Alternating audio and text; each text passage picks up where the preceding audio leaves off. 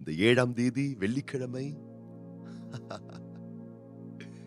இந்த நவம்பர் மாதம், என் அன்பு பிள்ளைகளே, அருமையான குழந்தைகளே, அன்பான சகோதரர்களே, அருமை சகோதரிகளே, நீங்க நல்லா இருப்பீங்க. நீங்க ரொம்ப ரொம்ப நல்லா இருப்பீங்க. தேவனுடைய புண்ணிய கரங்கள் உங்களோடு கூடவே இருக்கிறது. தேவாதி தேவன் தம்முடைய ஒரே பேரான குமாரனை நமக்காக, உங்களுக்காக அவர் தந்திருக்கிறார். நீங்கள் வளமாய் வாழ்ந்திருப்பதற்காக நமக்கு ஒரு குமாரன் கொடுக்கப்பட்டிருக்கிறார். நம்மை கனப்படுத்தக்கூடிய தேவாதி தேவன் நம்மோடு கூடவே இருக்கிறார். தேவ இணைப்பில் இருக்கக்கூடிய நீங்கள் என்றைக்குமே உங்கள் தேவரகமான ஆரோக்கிய வாழ்வு, ஆவிக்குரிய வாழ்வு, குடும்ப நல்வாழ்வு, பக்தி விருத்திக்கு ஏதுவான வாழ்வு, வளர்ச்சிக்கு ஏதுவான உயர்ந்த நிலை நீங்கள் அடைவதற்கு ஏதுவான நபர்களோடு உங்களுடைய ஐக்கியத்தை வைத்துக் கொள்ளுங்கள். நீங்க ரொம்ப நல்லா இருப்பீங்க. நீங்க ரொம்ப ரொம்ப நல்லா இருப்பீங்க. எல்லாரையும் நேசிங்க. கண்ணால் காணக்கூடிய எல்லா சக மனிதர்களை மதியுங்க. எல்லாருக்கும் கிறிஸ்துவின் அன்பை வெளிப்படுத்துங்க. ஆனா உங்களுடைய நெருங்கிய வட்டத்துக்குள்ள நீங்க கொண்டு வரணும். நீங்க அன்பு பாராட்டணும், ஐக்கியம் பாராட்டணும்னா ரொம்ப ரொம்ப கவனமா எப்படிப்பட்டவர்களோடு சேர வேண்டும் என்று தீர்மானித்து அப்படிப்பட்ட நல் நடத்தை உள்ள நபர்களோடு ஐக்கியம் பாராட்டுங்கள். நம்முடைய வாழ்க்கை சரியா இருக்க வேண்டுமேயானால் நம்முடைய சேர்க்கை சரியா இருக்க வேண்டும். நம்முடைய சேர்க்கையை வைத்துதான் நம்முடைய மதிப்பு இருக்கின்றது. மூடர்களோடு சஞ்சரிக்கக்கூடியவர்கள் மூடர்களாக மாறிவிடுகிறார்கள். ஞானிகளோடு சஞ்சரிக்கக்கூடியவர்கள் கனம் பெறுகிறார்கள். அப்ப எப்படிப்பட்டவங்களோட உங்க பேச்சுவார்த்தை அதிகமா இருக்கு? எப்படிப்பட்டவங்களோட நீங்க உட்கார்றீங்க? எப்படிப்பட்டவங்களோடு அதிகமா நீங்க தொடர்பில் இருக்கிறீர்கள்? ரொம்ப ரொம்ப முக்கியம் கர்த்தருடைய பிள்ளைகளே. நலமான மக்களோடு நீங்கள் சேர்வதை, ஐக்கியம் கொள்வதை நீங்கள் முதன்மைப்படுத்த வேண்டும். உங்களுக்கு விசுவாசம் ஏற்படல, உங்களுக்கு ஒரு பாசிட்டிவான ஒரு முற்போக்கான வளர்ச்சி உண்டாகல அப்படின்னு சொன்னா, அப்படிப்பட்டவர்களிடத்திலிருந்து நீங்கள் விலகி இருப்பதே நலமானது. வேதம் சொல்லுகிறது, 1 சங்கீதம் 1 வசனம் 2 வசனம், துன்மார்க்கருடைய ஆலோசனையில் நடவாமலும் பாவிகளுடைய வழியில் நில்லாமலும் பரியாசக்காரர் உட்காரும் இடத்தில் உட்காராமலும். பைபிள் எப்படி சொல்லுது பார்த்தீங்களா? யார் கூட உட்காரக்கூடாது, யாருடைய ஆலோசனையை கேட்கக்கூடாது, யாருடைய வழியில் நிக்க கூடாதுன்னு ஆண்டவர் எவ்வளவு தெளிவா சொல்லி வச்சிருக்காரு பாருங்களேன். தகரங்களையும் எடை போடுவார்கள், தங்க கட்டிகளையும் எடை போடுவார்கள். ரெண்டுமே எடை போடுவார்கள்.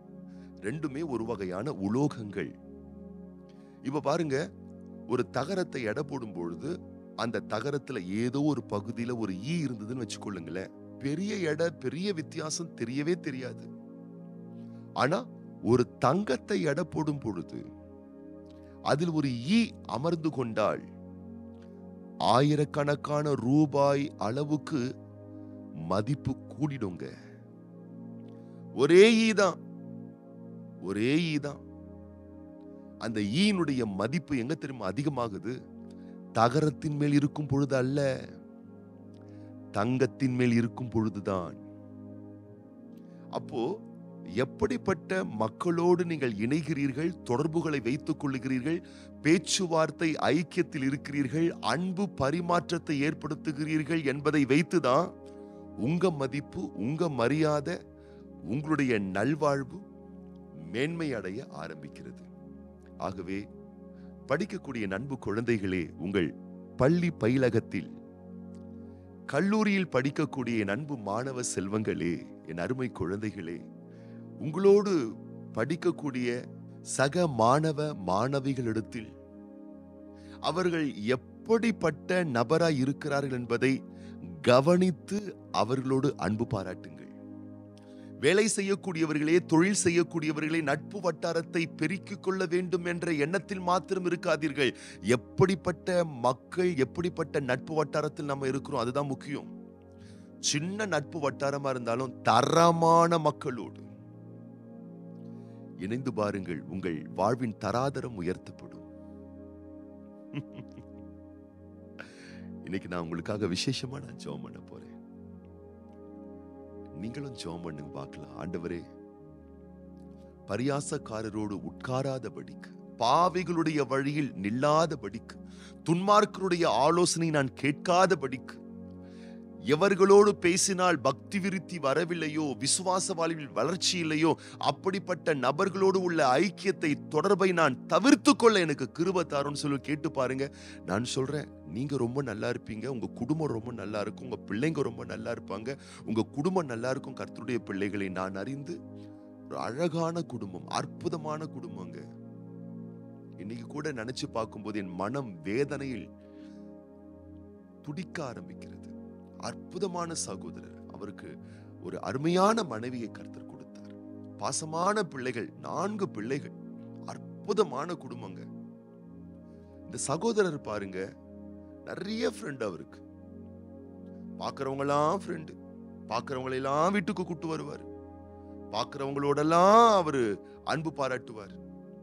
என்னாச்சு? சில துன்மார்க்கர்களோடு அவர் நட்பு வைத்துக் கொண்டார், சில பாவிகளோடு நட்பு வைத்துக் கொண்டார், சில பரியாசக்காரரோடு நட்பு வைத்துக் கொண்டார். என்ன ஒரு பரிதாபம், என்ன ஒரு பரிதாபம். இன்னைக்கு அந்த குடும்பத்தில் இருக்கக்கூடிய பிள்ளைங்க இருக்கிறாங்க, கணவன் இருக்கிறார், மனைவி இருக்கிறார், ஆனா அவங்க ஒன்னா இல்லை. கணவன் ஒரு பக்கத்திலே பிரிந்து, மனைவிட்டு பிரிந்து பாதிக்கப்பட்ட நிலையில் இருக்கிறார். அவருடைய மனைவி பிரிந்து ஒரு பாதிக்கப்பட்ட நிலையில் இருக்கு. பிள்ளைகள் 4 பேரும் 4 திசையில் சின்னாபின்னமாக்கப்பட்டிருக்கிறார்கள். சேர்க்கை சரியில்லை என்றால் வாழ்க்கை சரியில்லாமல் போய்விடும். யாரோடு ஐக்கியம் கொள்கின்றீர்கள் என்பதை பொறுத்துதான் உங்கள் எதிர்காலம் அமைந்திருக்கிறது. ஆகவே கவனத்தோடு, கண்ணியத்தோடு தேர்வு செய்யுங்கள். யாரோடு நீங்கள் நட்பு பாராட்ட போகிறீர்கள் என்பதை தேர்வு செய்யுங்கள். ஏன்னா உங்க வருங்காலம், உங்கள் நன்மதிப்பு, உங்களுடைய தரமான எதிர்காலம் அதில் தான் அடங்கி இருக்கிறது. ஜெபம் பண்ணலாமா? இன்றைக்கு பிறந்தநாள் காணக்கூடிய அன்பு சகோதரி எஸ் லதா பிளஸி, அதுபோலவே அன்பு மகன் பாஸ்கர், அவங்க இன்னைக்கு பிறந்த நாள் காண்றாங்க. அவங்களுக்காக நம்ம ஜெபம் பண்ண போறோம். அது போலவே இன்றைக்கு திருமண நாள் காணக்கூடிய தம்பதியார்களுக்காகவும் நம்ம ஜெபம் பண்ண போறோம். கண்களை மூடி நம்ம ஜெபம் பண்ணலாமா? பரலோக தகப்பனே, கிறிஸ்து இயேசுவின் நாமத்தினாலே சமூகத்திலே வருகின்றோம். இந்த நவம்பர் மாதம் 7ஆம் தேதி வெள்ளிக்கிழமை இந்த காலையிலே இந்த வார்த்தை கேட்டுக்கொண்டிருக்கக்கூடிய ஒவ்வொரு பிள்ளைகளையும் வலக்கரம் நீட்டி தொட்டு நிறுத்தாமை ஆசீர்வதிப்பீராக, ஆசீர்வதிப்பீராக, ஆசீர்வதிப்பீராக.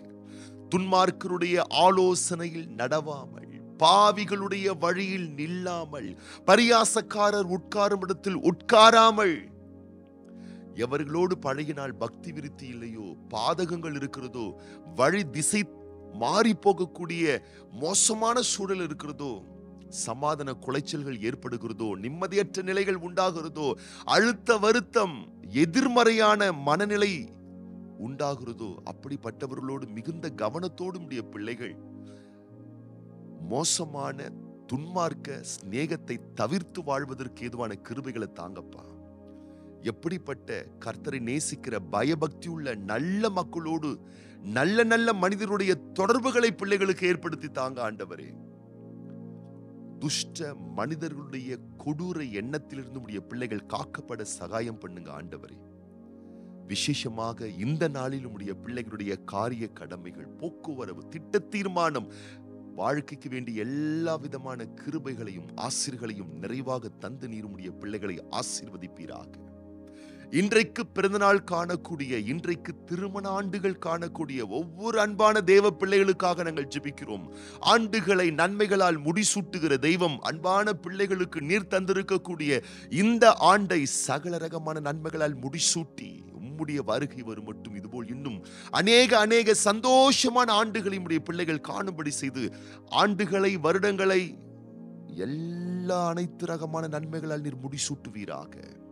உம்முடைய பிள்ளைகளுடைய மனம், உள்ளம், இருதயம் அதிசயப்பட்டு பூரிக்கக்கூடிய ஆசீர்வாதங்களால் நீர் உம்முடைய பிள்ளைகளை நிரப்புவீராக என்று சொல்லி மனதார உம்முடைய பிள்ளைகளை வாழ்த்தி ஆசீர்வதித்து இயேசு கிறிஸ்துவின் நாமத்தினாலே ஜெபிக்கிறோம் எங்கள் நல்ல பிதாவே. ஆமென். நீங்க நல்லா இருப்பீங்க. இன்னைக்கு நீங்க ரொம்ப ரொம்ப நல்லா இருப்பீங்க.